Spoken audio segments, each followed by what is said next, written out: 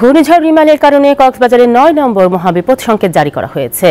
দর্শক, এই পর্যায়ে আমাদের কক্সবাজার সহকর্মী আছেন হারুনুর রশিদ, তিনি এখন যুক্ত হচ্ছেন আমাদের সাথে সরাসরি। হারুন, ঘূর্ণিঝড় রিমাল এই মুহূর্তে কি প্রভাব ফেলছে সেখানে সেটি আমাদের জানাবেন, পাশাপাশি মানুষের নিরাপত্তায় কর্তৃপক্ষের প্রস্তুতি সম্পর্কেও আমাদের বিস্তারিত জানাবেন। তানিয়া, আপনি জানেন যে 10 নম্বর ঘূর্ণিঝড় আবহাওয়া অফিস থেকে 9 নম্বর সিগন্যাল দেওয়া হয়েছে। 9 নম্বর সিগন্যাল দেওয়ার পরে কক্সবাজারে আশ্রিত যারা উপকূলের অধিবাসী আছে তাদেরকে নিরাপদ স্থানে নেওয়ার জন্য তোড়জোড় শুরু হয়েছে। এবং আমরা যদিও দেখেছি 10টার আগে থেকে কিছুটা রোদ, কিছুটা হালকা বাতাস থাকলেও কিন্তু যতই সময় গণিয়ে আছে ততই রোদ নাই, এখন হালকা বৃষ্টি হচ্ছে এবং বাতাসের গতিবেগ বাড়তে শুরু করেছে।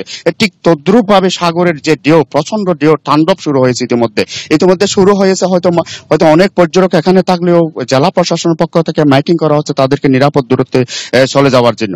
কিন্তু আমরা জানতে পেরেছি কক্সবাজারের যেসব উপকূলীয় এলাকা আছে সেদিকে প্রশাসন বেশি নজর দিয়েছে এবং বলতে গেলে কুতুবদিয়া দ্বীপ উপজেলা, মহেশখালী এবং সেন্ট মার্টিন এবং উপজেলা পেকুয়া উপকূলীয় এলাকা, চকরিয়াও সদর এবং টেকনাফ উপকূলীয় এলাকায় স্বেচ্ছাসেবকদের বেশি প্রস্তুত রাখা হয়েছে। এবং আমরা যেটা জানি জেলা প্রশাসন গতকাল 7টার দিকে একটা মিটিং করেছেন, তারা ঘূর্ণিঝড় প্রস্তুতি মিটিং করেছেন। সেখানে কক্সবাজারের প্রায় 638টি আশ্রয় কেন্দ্র প্রস্তুত রাখা হয়েছে প্রায় 8,200 স্বেচ্ছাসেবক সিপিপি সদস্য এবং গ্রেট কিচেন্টের প্রায় 2,200 জন সদস্যকে প্রস্তুত রাখা হয়েছে।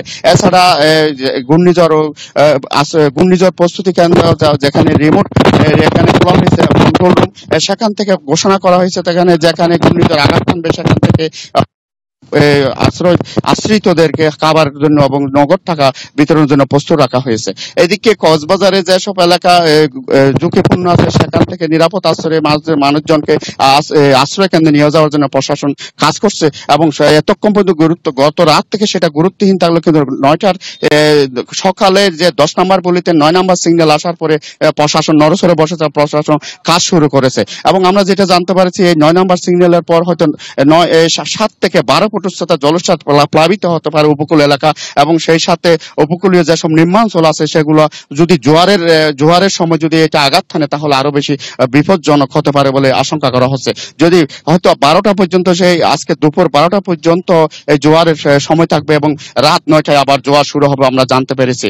তানিয়া, আসলে আরেকটা বিষয় আপনাকে বলে রাখি, কক্সবাজারের যেসব নিম্নাঞ্চল আছে বারবার ঘূর্ণিঝড় আঘাত হানে সেখানে তাণ্ডব চালিয়ে যায়। গতবার মোকা এভাবে তাণ্ডব চালিয়েছে। এইবারেও হয়তো আশঙ্কা করা হচ্ছে এবারে হয়তো আরো বেশি বড় প্রবল আঘাতে রোমেল আঘাত হানতে পারে বলে আশঙ্কা করা হচ্ছে। এই অবস্থায় উপকূলের অনেকে নিরাপদ আশ্রয়ে যাচ্ছে এবং তারা প্রশাসন কাজ শুরু করেছে। তানিয়া, এই কাছে আমার কাছে ছিল কক্সবাজারের সর্বশেষ।